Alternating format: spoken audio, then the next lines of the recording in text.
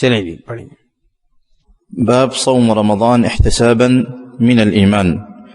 حدثنا ابن سلام قال أخبرنا محمد بن فضيل قال حدثنا يحيى بن سعيد عن أبي سلمة عن أبي هريرة قال قال رسول الله صلى الله عليه وسلم من صام رمضان إيمانا واحتسابا غفر له ما تقدم من ذنبه. یہ باب نمبر 28 ہے کہ رمضان کے روزے احتساباً اللہ سے اجر و ثواب لینے کے لیے رکھنا، یہ بھی کس میں سے ہے؟ یہ بھی ایمان میں سے ہے.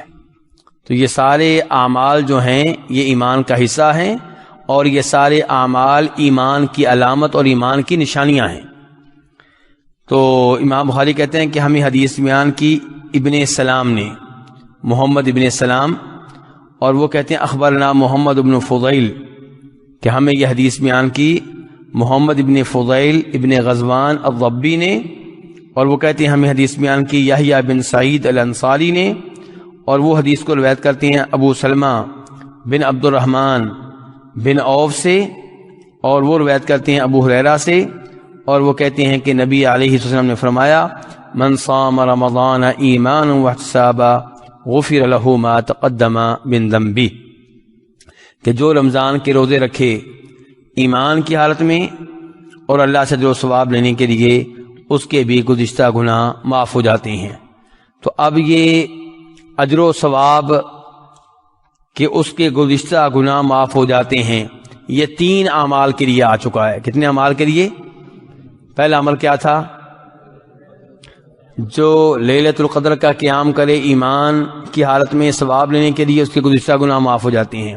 نمبر 2، جو رمضان کا قیام کرے ایمان کی حالت میں اجر و ثواب لینے کے لیے، اس کے گزشتہ گناہ معاف ہو جاتے ہیں. اور تیسرے نمبر پہ اب یہ آ گیا ہے کہ جو رمضان کے روزے رکھے ایمان کی حالت میں اور اللہ سے اجر و ثواب لینے کے لیے، اس کے گزشتہ گناہ معاف ہو جاتے ہیں. آپ دیکھیے کہ اللہ رب العزت کیسے ہمیں معاف کرنا چاہتے ہیں. اللہ تعالیٰ کس قدر پسند کرتے ہیں کہ بندوں کے گناہ جو ہیں وہ ختم ہو جائیں. یعنی کہ رمضان میں تراویح کی نماز مسلسل پڑھیں آپ پورا رمضان، تو گزشتہ گناہ معاف. 30 روزے رکھیں، گزشتہ گناہ معاف.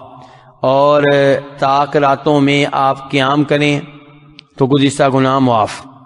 اور اس سے یہ پتہ چلا کہ رمضان کا کون سا عشرہ مغفرت کا عشرہ ہے جی؟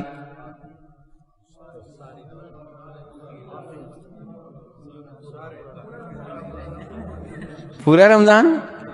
اور وہ جو ہم سنتے ہیں کہ پہلا عشرہ کیا جی؟ رحمت، اور دوسرا مغفرت، اور تیسرا، اور یہ حدیث کیا بتا رہی ہیں؟ پورا رمضان مغفرت کا مہینہ ہے، پورا رمضان رحمت کا مہینہ ہے، اور پورا رمضان جہنم کی آگ سے آزادی کا مہینہ ہے.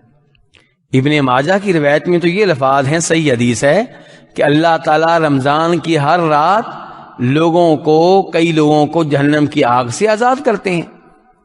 اور مغفرت کے بارے میں بھی آ رہا ہے کہ پورا رمضان مغفرت کا مہینہ ہے، اور رحمت تو اللہ کی پورا سال برستی رہتی ہے، خصوصاً رمضان میں.